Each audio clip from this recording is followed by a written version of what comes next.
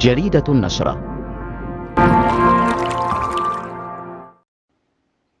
تعد المجالس الجماعية فاعلاً أساسياً في تحقيق التنمية على المستوى المحلي، سواء تعلق الأمر بالتنمية المجالية، البنيات التحتية، التجهيزات، التهيئة، أو البشرية، الخدمات الاجتماعية، التعليم غير النظامي، الصحة، إدماج الشباب. غير أن الواقع يكشف وجود مجموعة من الاختلالات التي تعيق قيام الكثير من المجالس الجماعية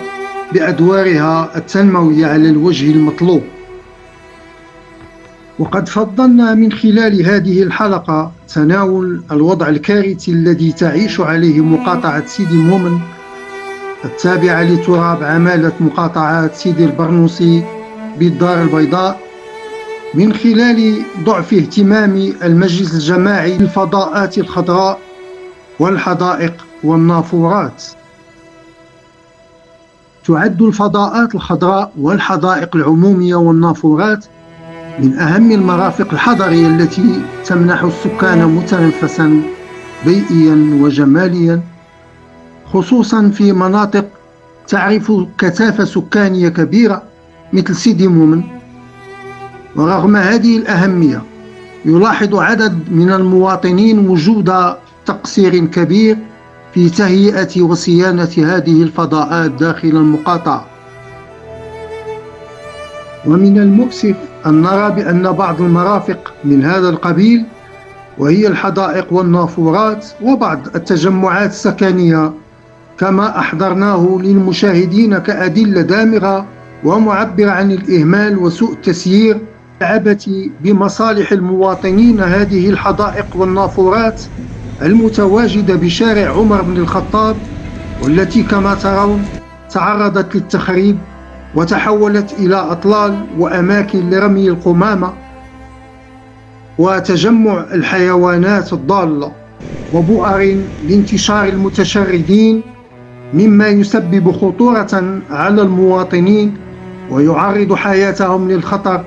بسبب إهمال هذه الأماكن من طرف المسؤولين المحليين، الذين من الواجب عليهم الإسراع إلى إنقاذ الموقف وجعل هذه المرافق في خدمة الساكنة والسعي إلى تنفيذ تعليمات صاحب الجلالة في الرفع من مستوى التنمية بالمنطقة. وتظهر مظاهر غياب الاهتمام في عدد من النقط، منها ندرة المساحات الخضراء مقارنة بالكثافة السكانية العالية، إهمال الحدائق الموجودة، غياب السقي المنتظم، تلف النباتات وضعف الإنارة والمراقبة، تعطل النافورات أو غيابها رغم دورها في تحسين المشهد العام، غياب مشاريع جديدة لخلق متنفسات حضرية رغم توسع البناء واتساع الأحياء الجديدة، عدم الاعتناء بتجهيزات اللعب الخاصة بالأطفال أو اندثارها، غياب الحملات المستمرة للنظافة والتشجير والصيانة. وللفضاءات الخضراء بالنسبة لسيدي مومن أهمية قصوى، تظهر في أنها تخفف الضغط النفسي وتحسن جودة الحياة في منطقة تعرف كثافة سكانية وفقرا في البنية الترفيهية، تساهم في تخفيض التلوث وتحسين جودة الهواء، تشجع الأنشطة الرياضية والترفيهية داخل الأحياء، توفر فضاءات آمنة للأطفال والعائلات، تعطي جمالية للمدينة وترفع من قيمة المجال الحضري. ومن الأسباب المحتملة لهذا التقصير ضعف الميزانية المخصصة للتشجير والصيانة،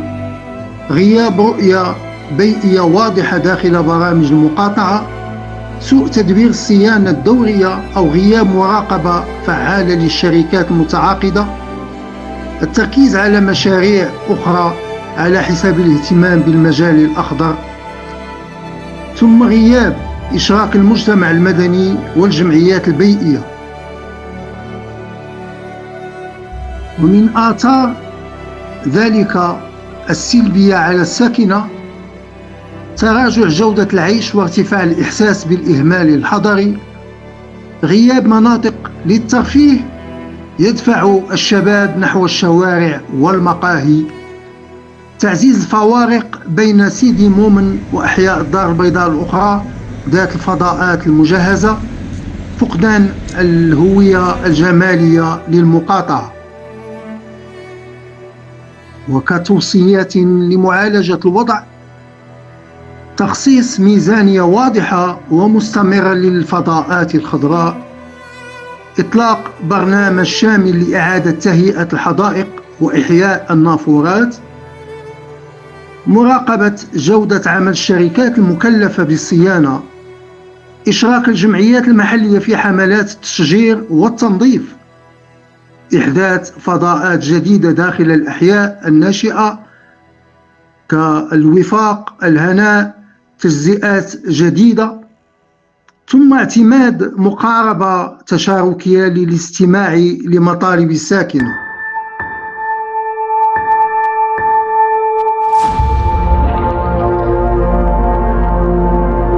جريدة النشرة.